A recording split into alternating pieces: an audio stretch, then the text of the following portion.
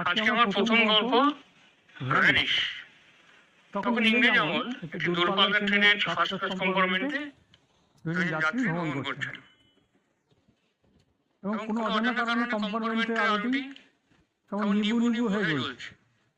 যাই হোক, একজন যাত্রী কেমন যেন সর্বাঙ্গ চাদরে মুড়ে বসে আছেন, চোখ দূরে দেখা যাচ্ছে ওর মধ্যে ভালো উকি দিচ্ছে চাদরের ফাঁক দিয়ে। আর অপরদিকে যাত্রীটি বেশ সদাহাস্যময় মাঝবয়সী মানুষ, বেশ আলাপি ধরনের মানুষ। তো তখন সবে সন্ধ্যা 7টা। তো ট্রেন ছেড়েতে তিনি নীরবতা ভঙ্গ করতে প্রশ্ন করলেন, দাদা কদ্দূর?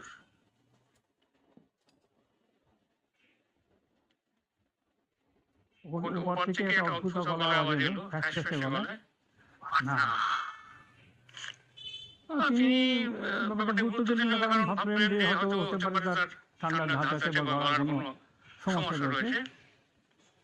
তিনি আবার প্রশ্ন করলেন, পাটনায় কি যাতায়াতে যাচ্ছেন? এতক্ষণ থাকেন? উত্তর নেই। ভদ্রলোক কথা না বলে পারেন না।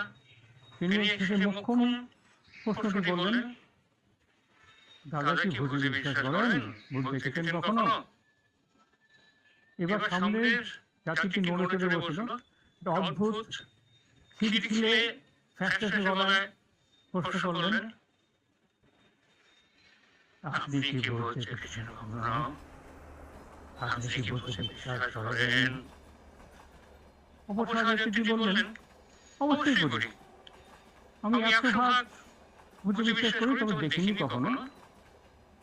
তবে দেখার খুব ইচ্ছে আছে, কারণ শুনেছি তারা ইচ্ছে দিলেই দেখা যায়, ইচ্ছে করলেই দেখা দেন, আবার ইচ্ছে করলেই হারিয়ে ফেলে যান।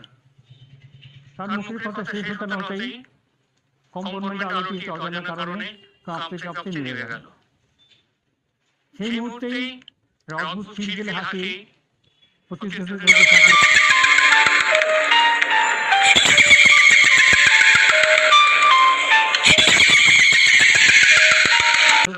সারা কম্পার্টমেন্ট জুড়ে তিনি এক মুহূর্তে দিয়ে তাকিয়ে দেখলেন সামনে মানুষটি ভ্যানিশ।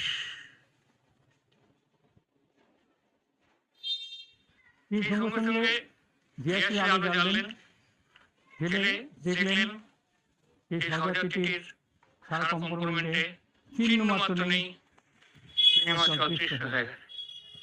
তার কাপা কাপা হাত থেকে জিয়াসির পড়ে নেমে গেল।